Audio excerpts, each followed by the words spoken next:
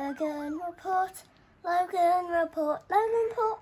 Hello everybody, today we are reading Spiderman, the origin story.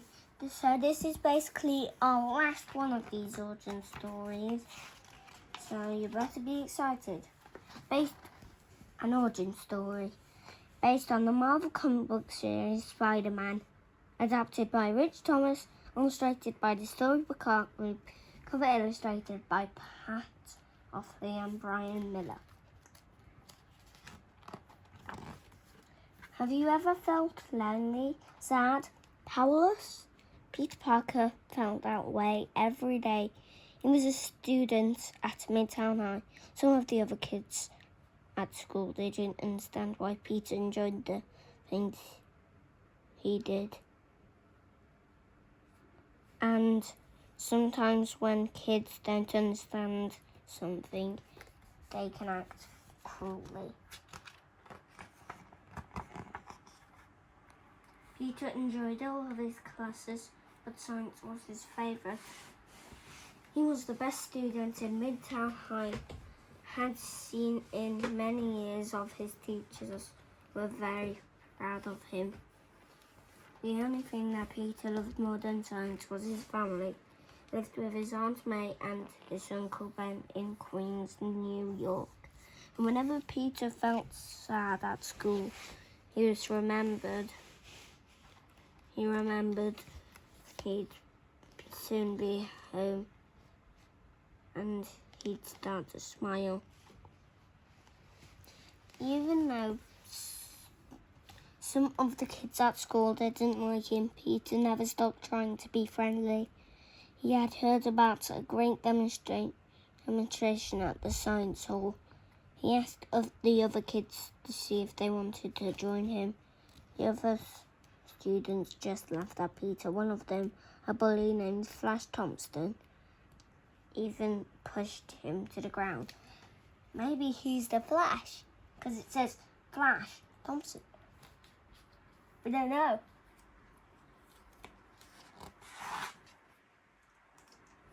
That's when he was down, he was a bit sad, then he was mad. And then he's still mad.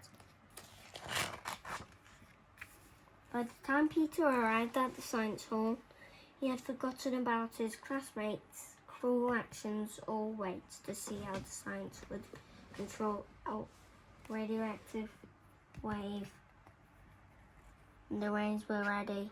Peter eagerly looked on, but so did something else. The demonstration was about to begin. And that spider is the radioactive spider that's about to get had him just getting stunned by the radioactive whilst no one sees him. Peter was awed by the experiment. He was thrilled to be there in company of such brilliant scientists. He wanted to be just like them, smart, talented, amazing. Everyone was so fascinated that no one noticed when something unplanned occurred. A spider descended between the rays just as they were activated. And as the radioactive spider fell dying, it bit the nearest living thing, which happened to be Peter Parker. He's all purple and green. That's probably not because he's sick or anything. It's probably just because of the radioactive wave. And they put the purple in for special effects. As soon as he was bitten, Peter felt weak, tired. The room began to spin. The scientists noticed that Peter looked ill. They offered to help him, but Peter just wanted to get out of the dark laboratory into the fresh air. He's about to run into the car, that's I'm not sure if it's a green light, orange light or yellow light.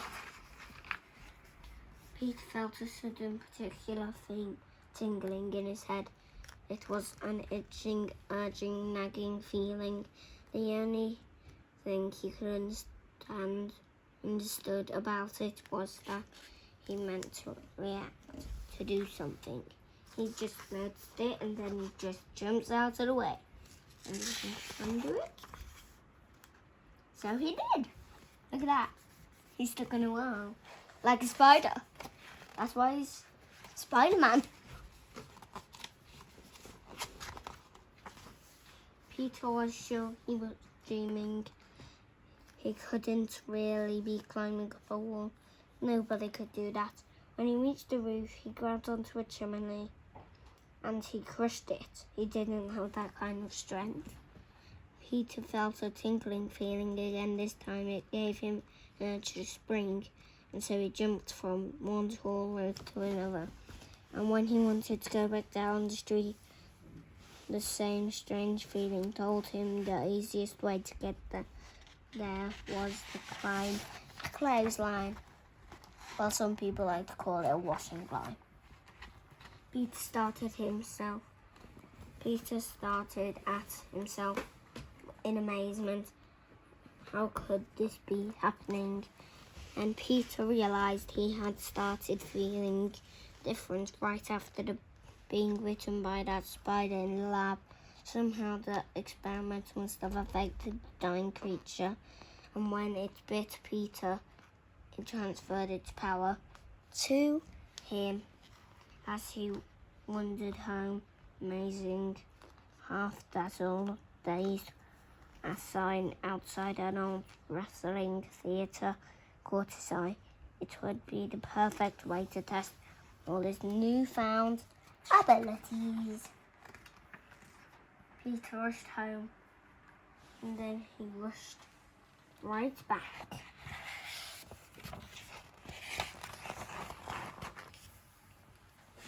Peter was ready to test his new powers on a brutish wrestler called Crusher Hogan. Peter wore a disguise so that no one would make fun of him if his plan didn't work. He'd been teased and taunted enough. When Peter challenged him, Crusher Hogan laughed. But Crusher soon found out he was very wrong to do so. He doesn't even look fit, was he? Terrific. Peter was paid well for the victory. A man in the crowd even asked him if he wanted to be on TV. The thing finally seemed to be going right for Peter. Plus, Peter had his Aunt May and Uncle Ben at home. They were still doing everything they could to make Peter happy. His uncle had saved up for a special microscope that Peter had wanted. With his new microscope, Peter's experiments would be better than ever. Uncle Ben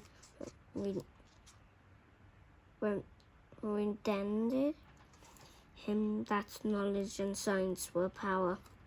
And Uncle Ben told Peter, with great power comes great responsibility. Peter was too excited to settle down. He used his microscope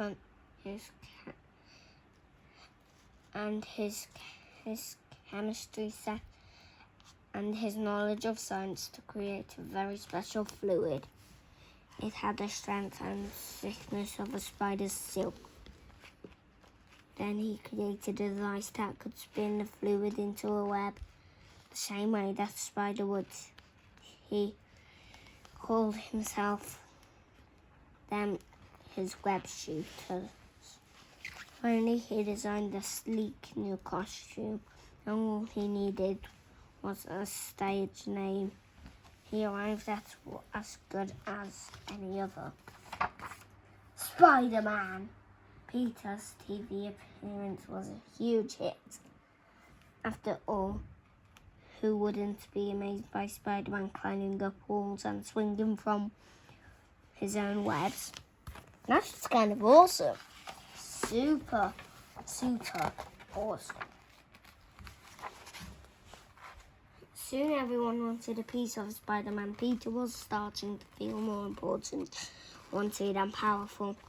No one would be able to push him around again, not when he had these powers.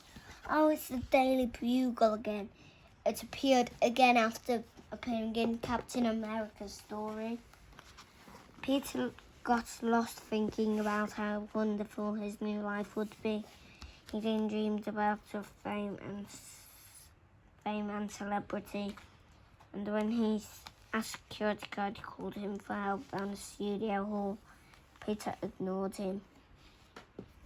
He could have actually got him if he wasn't being as cocky. The crook at the guard was chasing raced into the lift. The door closed and the thief escaped, but Peter didn't care. He had great power, and from now on, he needed to look for out one person himself. It didn't take long for Peter to forget about the guards and he escaped the criminal. In fact, by the time he got home, they were the furthest thing from his mind. He was just happy to be with the people who loved him. And in his spare time, when he was not studying or home with his family, Peter went out as the famous, spectacular Spiderman. He's just climbing up the wall right there, like, boop, boop, boop, boop, boop.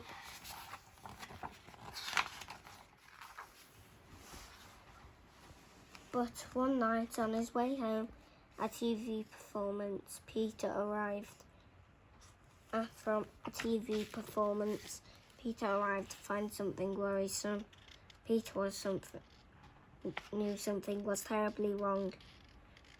And he was right. His Uncle Ben had been killed by a criminal.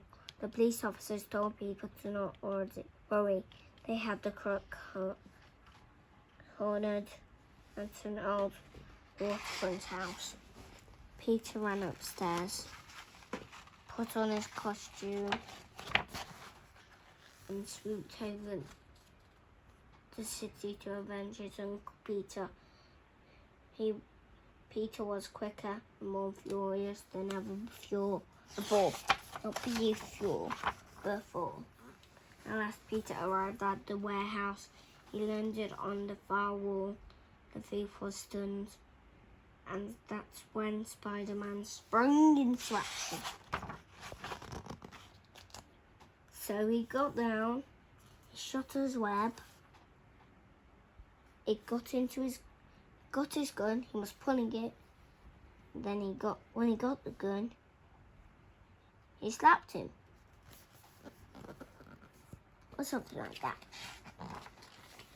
The crook had flew from his head and Peter finally took a good look at him. Peter felt a heavy weight in his chest. Couldn't be, but it was. The man who killed his uncle was the same man he allowed to escape into lift at the studio. If only Peter had stopped him then. If only he had not acted so selfish. Stunned, Peter tied up the criminal in webbing and dangled him off a street lamp for the police to find.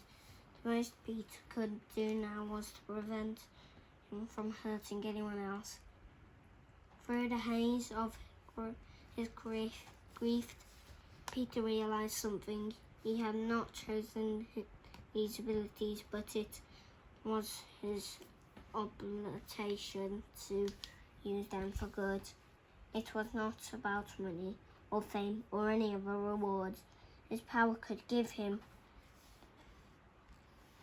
He had finally realized that what his Uncle Ben had told him was true. With great power comes great responsibility. And that was the rule that Peter Parker lived from that day forward. The end. Hope you liked this video. Please make sure you leave a like on this video and don't forget to subscribe and hit the bell on the bell notifications. Bye.